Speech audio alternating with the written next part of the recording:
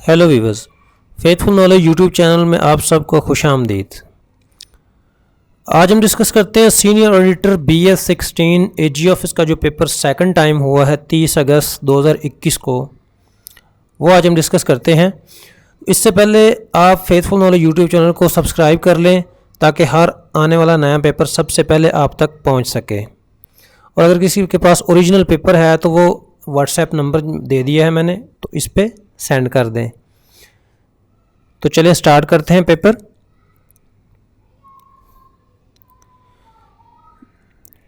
We go to मरी in summer vacations, तो यहाँ पे ऑप्शन बी था right answer, summer vacations.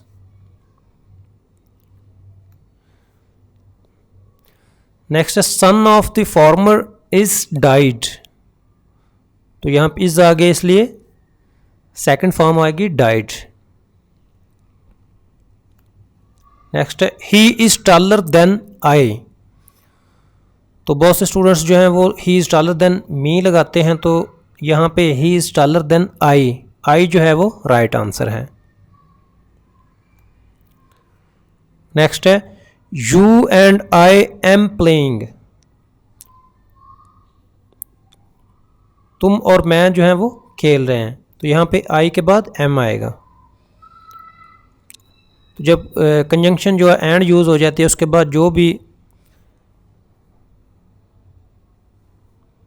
Pronoun आए उसके बाद उस प्रोनाउन के हिसाब से जो है वो हेल्पिंग वर्ब लगाई जाती है। नेक्स्ट है he is making tea, the verb is used in this sentence is action verb, तो मेकिंग टी जो है वो बनाई जा रही है, तो ये एक एक्शन किया जा रहा है, तो यहाँ पे ये एक्शन वर्ब होगा। नेक्स्ट क्वेश्चन है ही रन्स फास्ट, वो तेज दौड़ता है, he runs fast. He must go, तो यहाँ पे राइट आंसर जो है वो मस्ट है। दो इसके MCQs के दो ऑप्शन दिए हुए थे, एक मस्ट और एक ought to, OUGHT ought to, तो यहाँ पे इसका जो राइट आंसर बनता है वो है मस्ट। नेक्स्ट है the formation of audit opinion of Pakistan banks, तो पाकिस्तान के बैंक्स जो है उनका ऑडिट ओपिनियन फॉर्म किया जाता है, बनाया जाता है according to under banking ordinance 1932, banking ordinance 1932 के तहत जो है इनका ऑडिट ओपिनियन फॉर्मुलेट किया जाता है। नेक्स्ट है deferred tax is the part of honours equity, तो डेफर्ड टैक्स जो है वो ऑनर्स इक्विटी का पार्ट है। नीचे इसकी थोड़ी सी डिटेल दी है ताकि समझ आ जाए। अ डेफर्ड टैक्स लाइबिलिटी, तो डेफर्ड टैक्स बेसिकली एक लाइबिलिटी है, इसलिए ये बैलेंस शीट में जाता है। Is a tax that is assessed और is due for the current period but has not yet been paid, तो ये डेफर्ड टैक्स जो है वो टैक्स की एक फॉर्म है जो कि ड्यू तो है लेकिन अभी पे नहीं किया, इसलिए ये एक लाइबिलिटी है और ये ऑनर्स इक्विटी का हिस्सा बन जाएगी। नेक्स्ट है what is the difference between standard budget and actual budget, तो स्टैंडर्ड बजट और एक्चुअल बजट के दरमियान जो डिफरेंस होता है उसको कहते हैं वेरिएंस। इसके ऊपर एक पूरा चैप्टर है वेरिएंस एनालिसिस, तो यहाँ पे जो राइट आंसर था वो था वेरिएंस।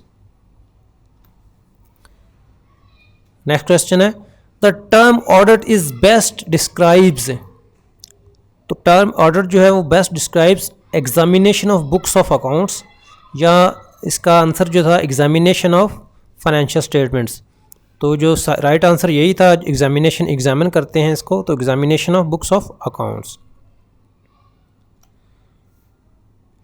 नेक्स्ट है expenses income gains and losses comprises, तो expenses income gains and losses जो है उनको कंप्राइज किया जाता है नॉमिनल अकाउंट से। तो नीचे जो है इससे रिलेटेड एक सीनियर ऑडिटर का एक और टेस्ट जो है वो आएगा, इसलिए नीचे थोड़ी सी डिटेल है, इसको ज़हन नशीन कर लें ताकि आने वाले पेपर में आपका जो अगर कोई क्वेश्चन आए तो सही हो जाए। जो बैलेंस शीट की एसेट साइड है, एसेट्स जो हैं उनके मुतालिक आए तो उनको रियल अकाउंट कहते हैं। पर्सन्स, डेटर्स और क्रेडिटर्स, अगर इनसे रिलेटेड कोई अकाउंट पूछा जाए तो वो पर्सनल अकाउंट होता है। Trading and profit and loss account items जो हैं सारे के सारे वो क्या हैं, नॉमिनल अकाउंट्स। तो ये 3 टाइप्स होती हैं अकाउंट्स की, पहला रियल अकाउंट, फिर पर्सनल अकाउंट और देन नॉमिनल अकाउंट। तो ये जो मुतलका क्वेश्चन था expenses income gains and losses comprises nominal account, ये trading and profit and loss account के मुतल्लिक पूछा जा रहा है, इसलिए ये नॉमिनल अकाउंट है। नेक्स्ट है in business terms if any item obsolete should be treated as. तो अगर बिजनेस टर्म्स जो यूज़ होती हैं उसमें अगर कोई आइटम ऑब्सलीट हो जाए, पुराना हो जाए, इस्तेमाल हो जाए, तो उसको क्या कहते हैं? Obsolescence. The process of becoming obsolete और outdated and no longer used, तो इसको क्या कहते हैं? ऑब्सोलिसेंस। तो इसका राइट आंसर भी यही था, ऑब्सोलिसेंस। नेक्स्ट है which type of tax is the part of balance sheet. तो ये पहले भी एक क्वेश्चन इससे मुतल्लिक आ चुका है। तो डेफर्ड टैक्स जो है वो पार्ट ऑफ बैलेंस शीट है, क्योंकि डेफर्ड टैक्स जो एक लायबिलिटी है जो कि अभी पे नहीं हुई, तो ये ऑनर्स इक्विटी का हिस्सा भी है। Next straight line method of depreciation is used for. ये क्वेश्चन आया था स्ट्रेट लाइन मेथड के मुतल्लिक, तो इसका सही आंसर तो सही ऑप्शंस तो मुझे याद नहीं है, लेकिन वो कुछ इस तरह था, fix amount of depreciation charge और यूजफुल लाइफ। तो जो फिक्स अमाउंट हर साल डिडक्ट होती है एसेट में से, कम होती है स्ट्रेट लाइन मेथड के थ्रू, क्योंकि स्ट्रेट लाइन मेथड में टोटल जो एसेट की वैल्यू होती है उसको डिवाइड कर देते हैं यूज़फुल लाइफ पे, तो वो डेप्रिसिएशन आ जाती है, जो कि हर साल वही फिक्स अमाउंट जो है वो चार्ज होती जाती है। नेक्स्ट है asset which have no physical existence but shown in books of account for long term. ऐसे एसेट जिनकी कोई फिजिकल एग्जिस्टेंस नहीं है, कोई फिजिकल उसका मतलब हम देख नहीं सकते, लेकिन वो बुक्स ऑफ अकाउंट्स में लंबे अरसे के लिए नज़र आते हैं, तो वो होते हैं intangible assets. Next assets which convertible to cash are current assets. तो करंट एसेट्स जो हैं वो कन्वर्टेबल टू कैश होते हैं, तो राइट आंसर इसका था करंट एसेट्स। नेक्स्ट है financial statements which are prepared on the basis of time period. तो फाइनेंशियल स्टेटमेंट्स जो कि प्रिपेयर की जाती हैं टाइम बेसिस की, टाइम पीरियड के हिसाब से, तो वो एनुअली प्रिपेयर की जाती हैं, साल के एंड पे हर साल जो है वो प्रिपेयर की जाती हैं फाइनेंशियल स्टेटमेंट्स, ताकि ऑडिट करवाया जा सके। तो इसका राइट आंसर जो था वो एनुअली था।